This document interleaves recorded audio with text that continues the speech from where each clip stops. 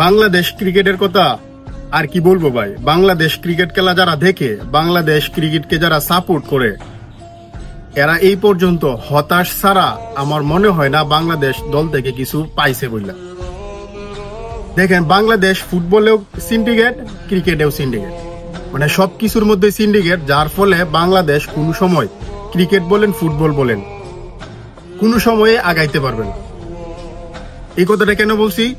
দেখেন, অন্য অন্য দেশের যে প্লেয়াররা, একটা দেশের যখন ভালো প্লেয়ার ভালো খেলে, ভালো পারফরমেন্স করে, এই প্লেয়ারটা যখন অফশোরে যায় তখন কি করে? নিজের দেশের দলের হয়ে কাজ করে।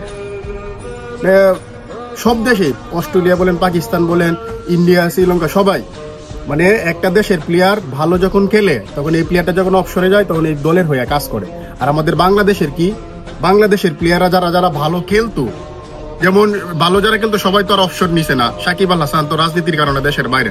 মাশরাফির কথা বলি, মাশরাফি তো অন অফশোর, কিন্তু মাশরাফি যদি দলের হয়ে কাজ করতো দলটা কেমন হইতো? এটা আপনাদের কাছে আমার প্রশ্ন। আমার কথাগুলো আগে শুনবেন, তারপরে আপনারা কমেন্ট করবেন। কোনো কিছু নাই শুনে বাজে কমেন্ট করবেন না। এখন মাশরাফি যদি আপনার রাজনীতির কারণে দলে আসতে পারতেছে না, মাশরাফি যদি দলের হয়ে কাজ করতো তাহলে দলটা কেমন হইতো? এটা আপনাদের কাছে আমার প্রশ্ন।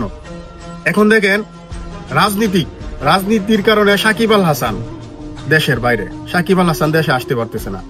তো ভবিষ্যতে যারা খেলতেছে, যেমন লিটন দাস বলেন, আরো আদার্স অন্য অন্য প্লেয়াররা যারা ভালো পারফরমেন্স করতেছে, তারাও একটা সময় এরকম ভাবে সেম ভাবে যখন অফশোরে যাবে তখন কোনো না কোনো কারণে, সিন্ডিকেট বলেন অথবা রাজনীতির কারণে বলেন, তারাও দলের হয়ে কাজ করতে পারবে না। সুতরাং আমার মতে বাংলাদেশ দল কোনো সময় উন্নতি হতে পারবে না, কোনো সময় মানে ভালো কিছু করতে পারবে না। কারণ বাংলাদেশ দলে সব সময় রাজনীতি থাকে।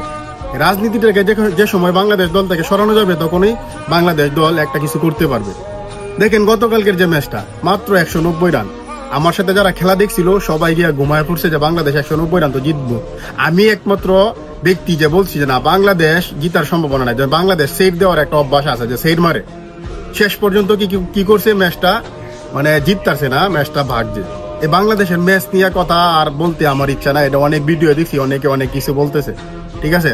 সো আমার কথাটা হচ্ছে, বাংলাদেশ দল আপনি মানে বাংলাদেশ দলের উন্নতটা আপনি কেমনে দেখবেন? বাংলাদেশ দলে সিন্ডিকেট, ভালো ভালো প্লেয়াররা যারা অফশোরে গেছে। তামিম ইকবালের কথা বলেন, তামিম ইকবাল তো এই সংবাদ সম্মেলন নিয়ে ব্যস্ত, দলের হয়ে কাজ করবে কোন সময়? আর মুশফিকুর রহিম, মাহমুদুল্লাহ তো আর অফশোরে গেছে না। মাশরাফি একমাত্র অফশোরে গেছে। আর মাশরাফি যদি দলটার হয়ে কাজ করতো তো আমার মনে হয় মানে এরকম আর কি, মানে যারা যারা ভালো ভালো প্লেয়ার অফশোরে যায়, এরা যদি দলের হয়ে কাজ করে কেবল দলটা মানে উন্নত হয়।